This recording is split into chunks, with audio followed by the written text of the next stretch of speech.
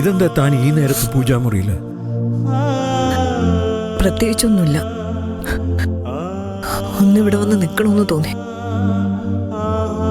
എനിക്കറിയാം കാര്യം എന്താണെന്ന്. അവനങ്ങനെ പെരുമാറിയത് തന്റെ വല്ലാതെ വിഷമിപ്പിച്ചു അല്ലേ? എന്റെ വിഷമത്തിലൊക്കെ എന്ത് കാര്യം? അതൊക്കെ എന്നെ മാത്രം ബാധിക്കുന്ന കാര്യമല്ലേ. അവന് പെട്ടെന്ന് സുഖമാവട്ടെ. അവന്റെ അടുത്ത് ചെന്നിരുന്ന് ആശ്വസിപ്പിക്കാനല്ലേ എനിക്ക് തടസ്സമുള്ളൂ. പ്രാർത്ഥിക്കാൻ തടസ്സമൊന്നുമില്ലല്ലോ. അവൻ ചെയ്തത് തെറ്റാണ്. ഞാനത് അവനോട് പറയുകയും ചെയ്തു.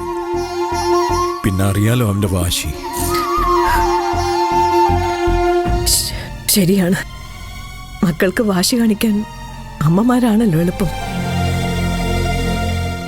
ഉള്ളിൽ കരയുന്നവരല്ലേ കുത്തി നോവിച്ചിട്ട് കാര്യമുള്ളൂ. നമുക്ക് പോയി കിടക്കാം. പത്മ ഒന്ന് നിൽക്ക്.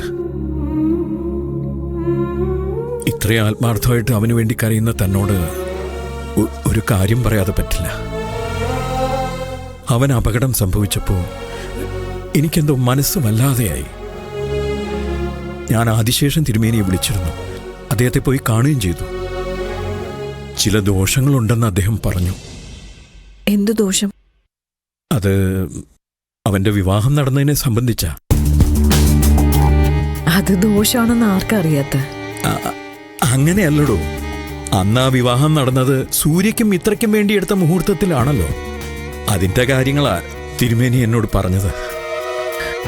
അതിനൊരു പരിഹാരം അദ്ദേഹം നിർദ്ദേശിച്ചിട്ടുണ്ട്. എന്ത് പരിഹാരം? അവരുടെ താലികെട്ട് ഒന്നുകൂടി നടത്തണം. മറ്റന്നാളാണ് അതിനുള്ള മുഹൂർത്തം പറഞ്ഞിരിക്കുന്നത്. തിരുമേനി വരും. ഇവിടെ നമ്മുടെ പൂജാമുറി വെച്ച് തന്നെ നടത്താമെന്ന് അദ്ദേഹം പറഞ്ഞിട്ടുണ്ട്. താൻ പ്രശ്നങ്ങളൊന്നും ഉണ്ടാക്കാതെ അതിൽ പങ്കെടുക്കണം. താനെന്താ ഇങ്ങനെ നോക്കുന്ന? ചില നേരത്തെങ്കിലും നിങ്ങളുടെ മിടുക്ക് എനിക്ക് അംഗീകരിച്ച് തരാതിരിക്കാൻ പറ്റില്ലല്ലോ.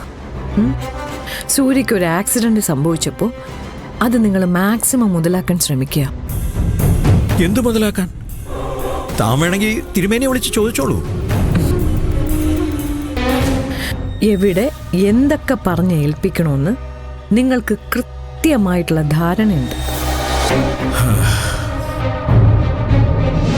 അന്ന് സൂര്യ അവളെയും കൂട്ടി രജിസ്ട്രാർ ഓഫീസിലേക്ക് പോയൊരു പോക്കില്ലേ, അതെപ്പോഴും ഞാൻ മറന്നിട്ടില്ല. എടോ, അത് അവന്റെ നല്ലതിനു വേണ്ടിയല്ലേ? അവന്റെ നല്ലതിനു വേണ്ടിയിട്ടാണെങ്കിൽ ഞാൻ എന്തും ചെയ്യും. പക്ഷേ ഇത് ആ വേലക്കാരുടെ നന്മയ്ക്ക് വേണ്ടിയാ.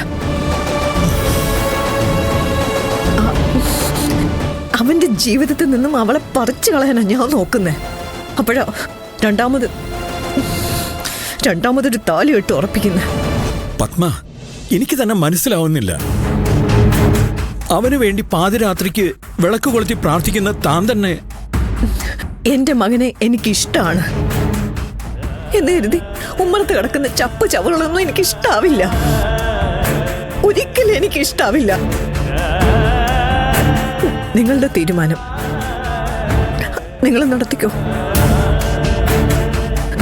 അതിനെന്നെ പ്രതീക്ഷിക്കണ്ട. ഒരിക്കലും എന്നെ പ്രതീക്ഷിക്കണ്ട.